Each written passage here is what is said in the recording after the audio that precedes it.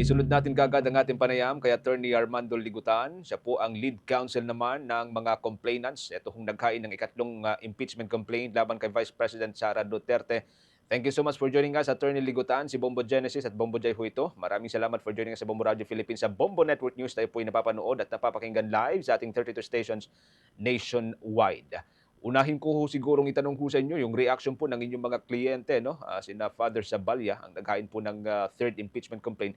Ngayon po at umabot na tayo sa puntong ito, sa impeachment proceedings. Nag-convene na nga po ang Senado. Ano pong reaction ng inyong mga kliyente dito, Attorney Ligotan, sir?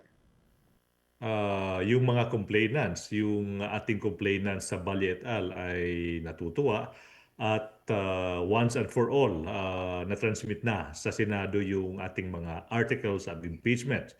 Bago yan, may overwhelming number ng ating members of the House. 257 to be exact yung bumoto yes to impeachment. So natutuwa yung ating mga complainants na yung trial magsisimula na sa Senado. Sa part po ng prosecution team, may sarili po silang mga preparations, ano, attorney. Sa part po ng mga complainants na nire-represent ho ninyo, may mga preparations din ho ba kayo? Or sa sandaling ito, tapos na po yung kanilang papel? Technically, yung ating mga complainants tapos na, nagampanan na ng ating mga complainants yung tungkulin nila as complainants, yung pag-a-appear sa committee hearing. So i-impeach sa Vice President ng House tsaka yung pagtatransmit, technically wala ng participation. Nagtapos na yung participation ng ating mga complainants regarding yung sa final nilang impeachment complaint against the Vice President. Pero is it possible na may invite din po sila during the trial or hindi na ho? Sa Senado, yung possibility andyan pero it's a remote possibility kasi nga yung na-convert na to the articles of impeachment yung na-file na dalawang impeachment complaint. So may posibilidad pero we are not expecting ipapatawag ng Senado as an impeachment court yung mga complainants natin sila Father Zabalya et al. Mm, mm. mm. Kahapon ay nakapag-file na ho ang prosecution team ng kanilang entry of appearance sa may Senate after nga mag-convene ang Senate bilang impeachment court. Anong reaction ho dito ng mga complainants? Lalo ho yung bumubuo dun sa prosecution team, yung 11 members nito, attorney. Nako, kumpiyansa yung ating mga complainants sa 11 public prosecutors. Pinamumunuan ni Chairperson Jinky Luistro. Napaka-competent. No? We have the likes of Jinky Luistro, Joel Chua, Congresswoman Zamora. Ito yung mga ano natin, mga naging public prosecutors supposedly last year, sila Keith Flores, sila Lawrence Defensor, and now may addition tayo now, no, si Congresswoman Leila de Lima at saka si Congressman Chel Jokno. Napaka-formidable ng ating set of public prosecutors. Of course, hindi ko na i-mention yung iba, makukompleto yung 11 sila Congresswoman Bag-aw, I might forget some of the names pero napaka-formidable ng ating public prosecutors to prosecute yung ating impeachment case against the Vice President. Okay. Bubudjay with your follow-up kay Attorney Ligotan. Sabi ng ilang member ng prosecution team, attorney, may division of labor na. And sa panig ninyo ba, nako-consult ba kayo, attorney? I can confirm that. Yes, I can confirm that. And may posibilidad na kukuha sila ng private prosecutor. Kung kunin ho kayo, tatanggapin niyo ho ba? We will let's wait for let's wait for the official announcement. Malapit nang i-announce yung ating mga set of private prosecutors na mag-a-assist sa ating mga public prosecutors. And we understand, attorney, na nakita po ninyo yung bulto ng mga evidence bago pa maihain sa Kamara ang complaint. May any possibilities ba na may iba pang lalabas during trial? Posibilidad yan, no? Posibilidad yan. I hope you understand, no? Hindi naman po pwedeng i-anunsyo ng ating Opo. prosecutors yung ebidensya nila. Parang as a matter of strategy, no? Hindi pwede nating i-telegraph yung ating mga punches, no? So, antabayanan po ang mga kababayan, yung magiging ebidensya, mga pasabog ng public prosecutors sa darating na impeachment trial. And sabi rin ni Representative Isabel Zamora, tip of the iceberg lamang pito yung nailabas, attorney. Gaano pa kaya kalaki sa tingin niyo yung posible pa na lalabas dito? Alam mo, yung tip of the iceberg na yan, enough na nga, di ba? Alam mo, napansin natin kahit sa social media, yung usapan sa kalye natin, sa mga informal conversations we're having, nag-iba yung ihip ng hangin. Alam mo, yung tsaka second hearing, so yung lumabas si Ramil Madriaga, tsaka yung ipinakita ng AMLAC, yung mga billions of transactions involving the Vice President, nag-iba na yung ihip ng hangin, no? So,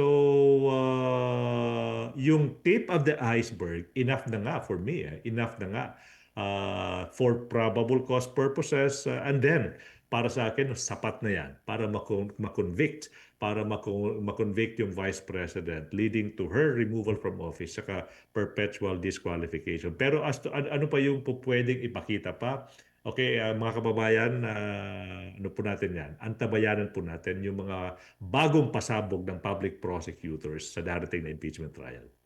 Mamo Jen? Last na lang on my part, Bombo dyan, no? Attorney Ligutan, sir. I understand na ang aim na ho ninyo ngayon sa trial ay yung certainty of conviction, ano?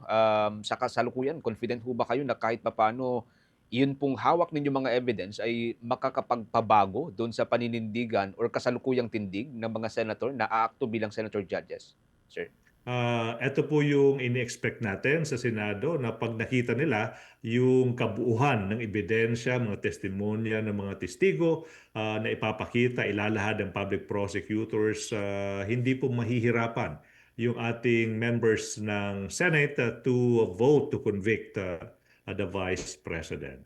Like what I said, nag-iiba yung ihip ng hangin kung yung publiko nakakakita ng mga tinatawag natin ng mga smoking guns. So tama, no, yung observation na expected na mahihirapan yung House to come up with yung 215 votes na historically mataas na yung threshold na yan last year eh. Pero nang nakita ng ating publiko, nang nakita ng ating members of the House, yung mga pasabog, yung mga smoking guns during the 3 hearings, Committee on Justice hearings, nako, umabot sa 257. So nakakatulong po yung mga ebidensyang ipinapakita during these hearings, and then makakatulong din during the trial sa Senado. So we are expecting na yung mga senador na may pag-aadilangan pa, yung hindi pa sigurado how to vote, siguro naman pag nakita nila yung ebidensya, hindi po sila mahihirapan to vote to convict the Vice President. Okay. Bobo Jai? But is there a possibility ba, attorney, na mag-file ang camp ni Vice President Sara Duterte ng motion to quash sa Supreme Court? Is it legally possible po ba, attorney? As a Supreme Court, walang motion to quash. There's no such thing as a motion to quash na po pwedeng i-file ng kampo ng Vice President. Yung sa amin siguro, they will, hindi naman to like remote yung possibility na tatakbo ulit yung kampo ng Vice President saka yung mga alyado niya to the Supreme Court, this time to stop the impeachment trial. Nakita na natin yan di ba? Before nagsimula yung Committee on Justice hearings, I think 2-3, yung mga Supreme Court petitions na i-file nila.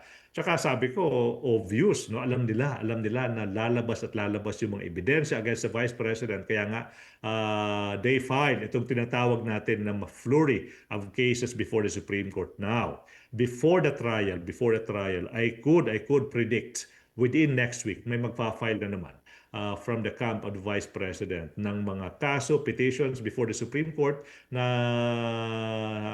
hihilingin nila na ipagbawal or ipahinto ng Supreme Court yung magiging pagdinig sa Senado. I'm expecting that. Parang nasa template na yan ng kampo ng Vice President, yung pagfa-file sa Supreme Court ng mga kaso para lang ipa-TRO, ipatigil o ipahinto yung impeachment trial na mangyayari sa Senado. Okay, thank you so much, Attorney Mamujen. Okay, maraming salamat. Thank you so much for joining us, Attorney. From time to time, muli kaming uugnay po sa inyo para sa mga dagdag na development. Maraming salamat. Ingat po kayo, Attorney. Sige, bye-bye.